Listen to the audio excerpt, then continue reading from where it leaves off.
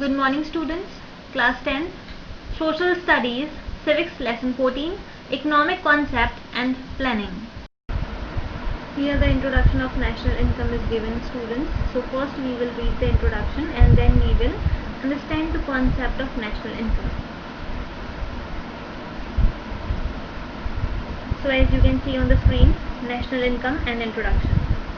अब national income होता क्या है, यानी कि राष्ट्र की आय, हमारे नेशन की आय, हमारे देश की जो इनकम होती है वो, ठीक है। तो इन आर डेली लाइफ, यानी कि हमारी डेली लाइफ में we often use the word income, यानी कि हम जो है यूज़ करते रहते हैं word income. That means students we are very familiar with the word income, हम सब जो है बहुत ही फैमिलियर है इस वर्ड से इनकम।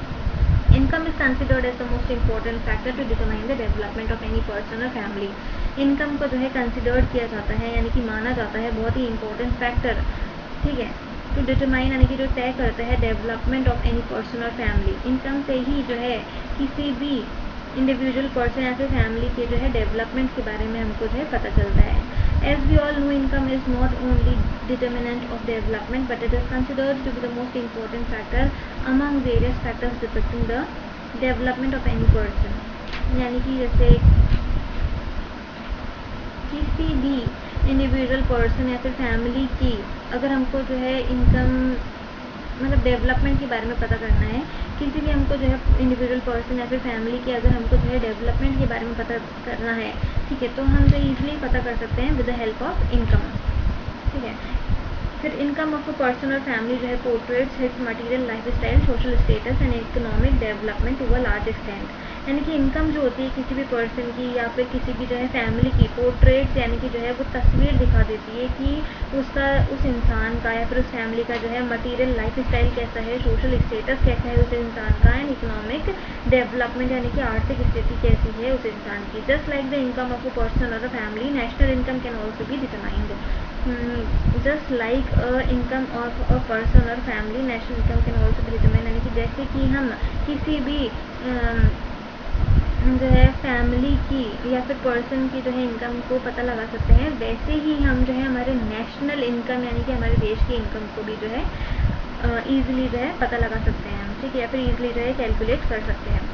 तो first point is given here students, the point A, national income depict the economic condition and economic development of a nation. National income जो है हमारे राष्ट्र की जो आय है, राष्ट्र की जो इनकम है, नेशनल जो इनकम है, डिपिक्ट यानी कि हमको बताती है द इकोनॉमिक कंडीशन कैसी है हमारी, यानी कि आर्थिक कंडीशन, आर्थिक स्थिति कैसी है हमारी, एंड द इकोनॉमिक डेवलपमेंट के बारे में, ठीक है, हमारा जो है कितना डेवलपमेंट हुआ है, ठीक है, यानी कि economic development of a nation, यानी कि नेशन का जो है कितना डेवलपमेंट हुआ है। Then the B point is on the basis of national income we can compare economies of various countries, यानी कि on the basis of national income, यानी कि नेशनल इनकम के आधार पर या फिर राष्ट्रीय आय के आधार पर हम जो है कंपेयर कर सकते हैं, हम तुलना कर सकते हैं इकोनॉमीज की, अलग अलग कंट्रीज के इकोनॉमीज की। Okay, so the C point is this also provide information about the contribution of various sectors in an economy and also their relative importance.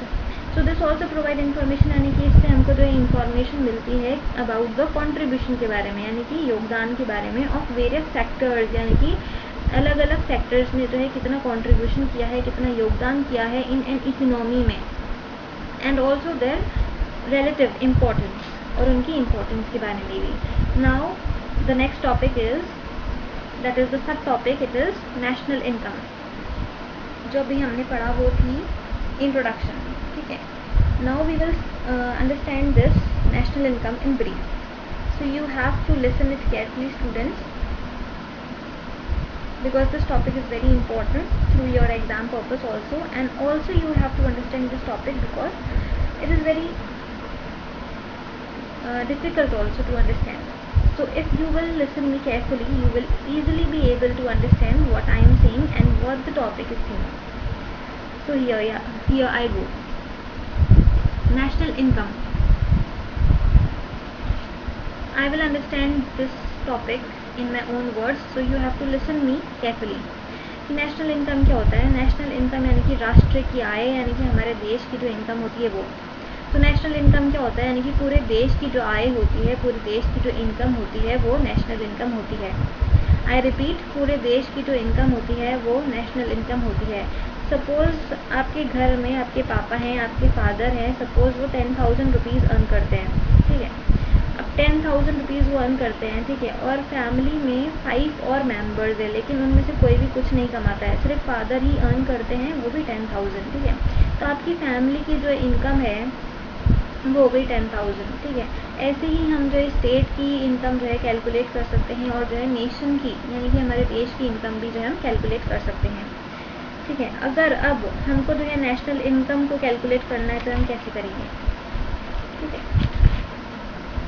तो सबसे पहले we will go step by step. First मैं family की income को जो है आपको explain करूँगी, then I will explain about the colony income, then I will go on the state, and then finally I will proceed to the national income, ठीक है। So from the lower level I will go to the higher level so that you can easily be able to understand that what is national income, students. So you have to listen me carefully that what I am saying. If you listen me carefully it will become very easy to understand this topic to you. Family income हम जो है कैसे पता लगा सकते हैं, यानी कि सपोज एक केस है, जैसे कि फादर की इनकम जैसे हमने बताई जो है 10,000 है, तो और कोई भी जो 5 मेंबर्स अलग से हैं फैमिली में, वो कोई भी जो है अर्न नहीं कर रहा है, कोई भी नहीं कमा रहा है, तो उस फैमिली की इनकम कितनी हो गई, 10,000 उस फैमिली की इनकम हो गई। This is with the first case, ठीक है। अब फैमिली की इनकम के ही बारे में अगर हम बात करते हैं कि हम अगर दूसरी फैमिली लेते हैं, मान लो उस दूसरी फैमिली में 2 लोग जो है कमाते हैं, 2 लोग जो है अर्न करते हैं, ठीक है। जैसे कि मान लो पापा और चाचा जो है वो उस फैमिली में अर्न करते हैं, ठीक है। पापा जो है कमाते हैं 20,000, जैसे मान लेते हैं पापा जो है उस फैमिली के जो फादर हैं, ठीक है, वो कमाते हैं 20,000 कमाते हैं, और चाचा जो है वो कमाते हैं 15,000। सो पापा की 20,000 एंड चाचा की 15,000 इज इक्वल्स टू 35,000 हो गए टोटल, ठीक है। तो उस फैमिली की जो टोटल इनकम है, यानी कि पापा के 20,000 एंड चाचा के 15,000 इज इक्वल्स टू 35,000, ठीक है। तो उस फैमिली की जो टोटल इनकम है वो हो गई 35,000। ये हो गया फैमिली इनकम। इस तरह से हम जो है फैमिली इनकम जो है कैलकुलेट कर सकते हैं। अब कॉलोनी की इनकम, यानी कि फैमिली से हम जो है थोड़ा हाई लेवल पे आए हैं, that is about colony income. हम जो है कॉलोनी की इनकम जो है कैसे कैलकुलेट कर सकते हैं, तो कॉलोनी की इनकम भी जो है हम एक एक करके काउंट करके जो है पता कर सकते हैं, ठीक है। आई रिपीट, कॉलोनी की इनकम भी हम जो एक एक करके काउंट करके जो है पता जो है कर सकते हैं।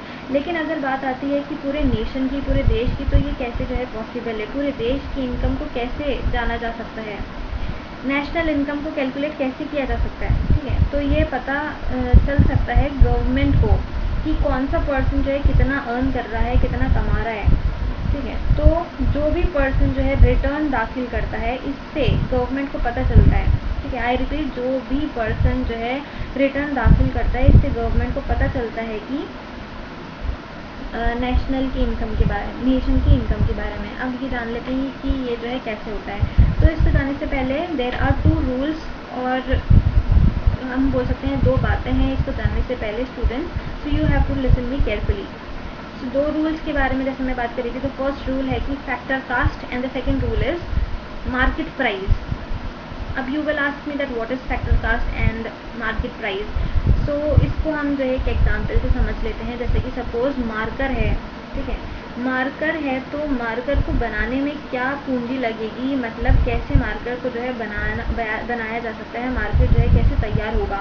मार्कर को बनाने में टोटल 4 चीज़ों की जो है ज़रूरत पड़ती है, that is land, first is land, second is labour, third is capital, and fourth is entrepreneurship.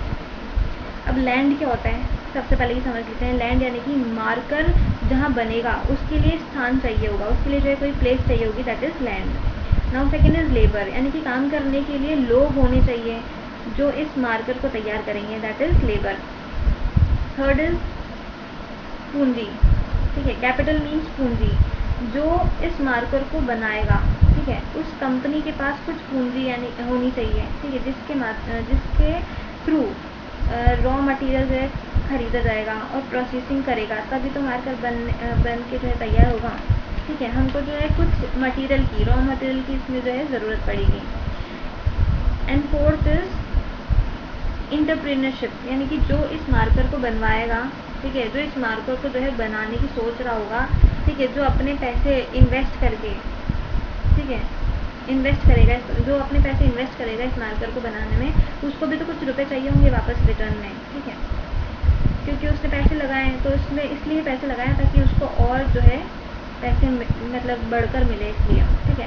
तो फिर जैसे कि हम मान लेते हैं हमने लैंड, जो लैंड था उसके जो है 2 रुपये मान लेते हैं, लेबर भी जो है वो 2 रुपये मान लेंगे हम, और कैपिटल के भी जो है 2 रुपये, एंड एंटरप्रेन्योरशिप की भी जो है 2 रुपये, ठीक है। तो 2 + 2 + 2 + 2 + = 8।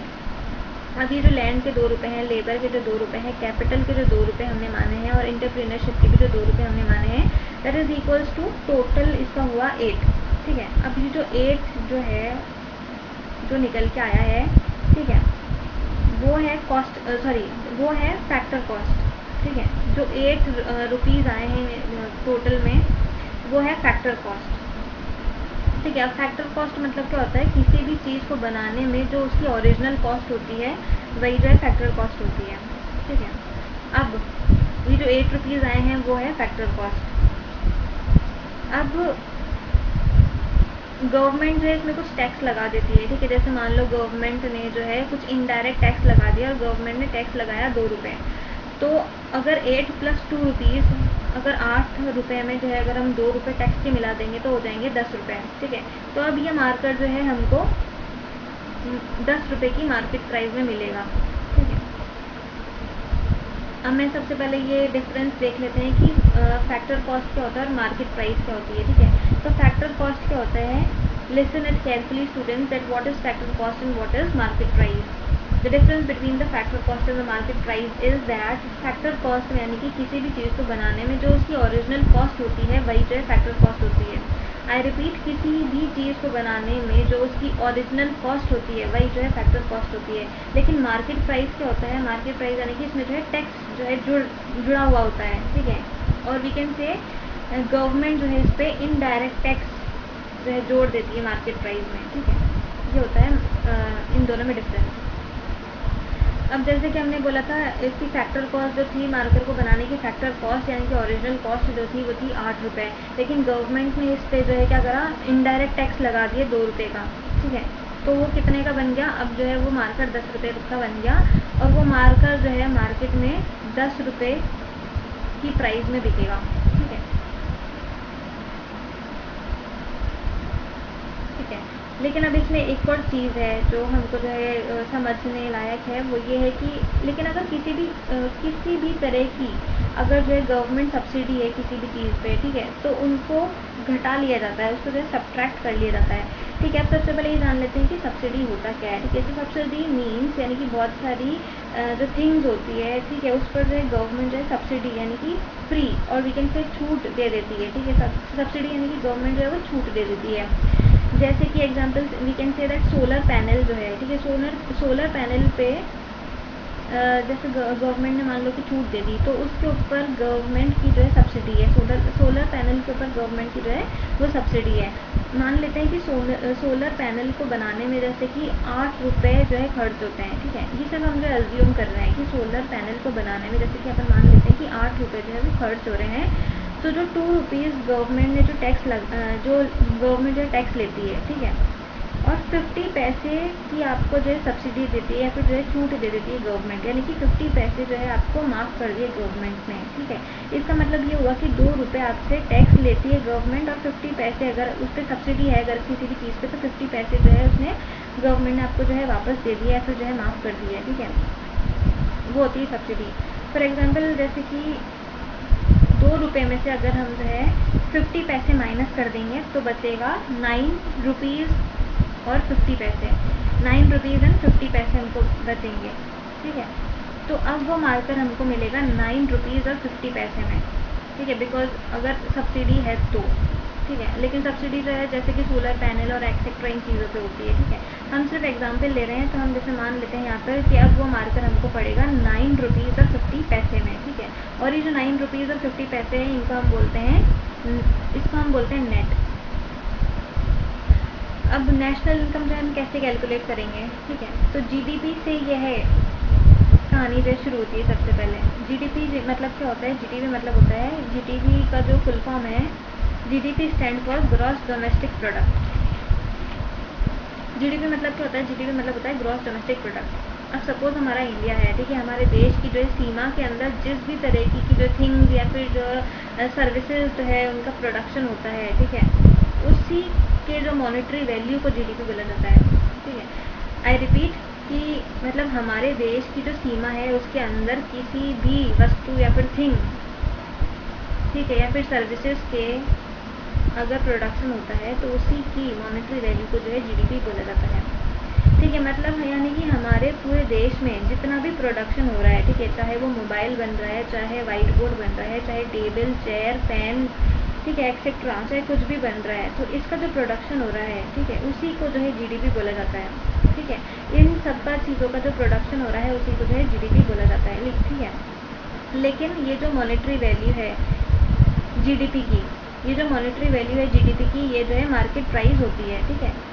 ये बात जो है काफ़ी ध्यान रखने लायक है यहाँ पे कि मतलब ये जो मॉनेटरी वैल्यू होती है यहाँ पे, मॉनेटरी वैल्यू यानी कि धन से संबंधित जो वैल्यू होती है, ठीक है, धन संबंधी जो वैल्यू है, ये जो मॉनेटरी वैल्यू है जीडीपी की, ये मार्केट प्राइस होती है। आई रिपीट, ये जो मॉनेटरी वैल्यू है जीडीपी की, ये जो है वो मार्केट प्राइस होती है, ठीक है। जैसे कि हमने अभी कुछ टाइम पहले बताया था कि जीडीपी को जो है नेशनल इनकम भी कहते हैं, ठीक है। लेकिन कौन सी जीडीपी को नेशनल इनकम कहते हैं? तो नेशनल इनकम जो है वो एनएनपी फैक्टर का एनएनपी फैक्टर कॉस्ट को कहा जाता है। एनएनपी फैक्टर कॉस्ट मतलब होता है नेट नेशनल प्रोडक्ट, तो national income NNP factor cost को कहा जाता है, ठीक है। तो नेशनल इनकम जो है एनएनपी फैक्टर कॉस्ट को कहा जाता है, ठीक है। मतलब जो जीडीपी है, ठीक है, जो जीडीपी हमारा वो एनएनपी में बदल जाता है। और एनएनपी कैसा एनएनपी फैक्टर? मार्केट प्राइस नहीं, एनएनपी फैक्टर कास्ट वो होता है जो आपका नेशनल इनकम कहलाता है।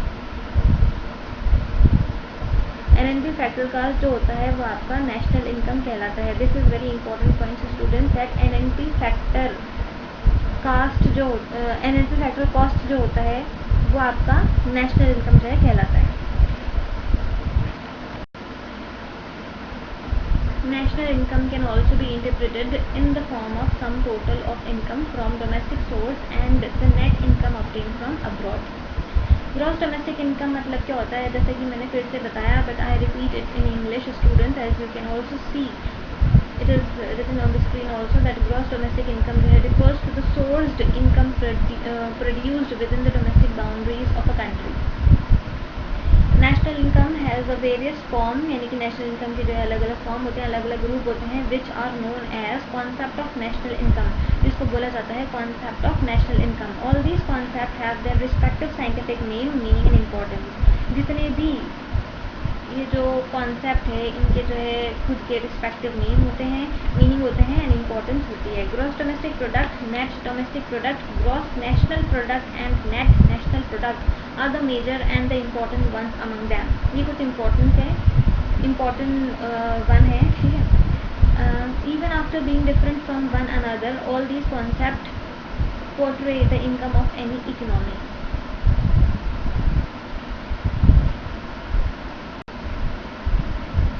This is all about national income, students.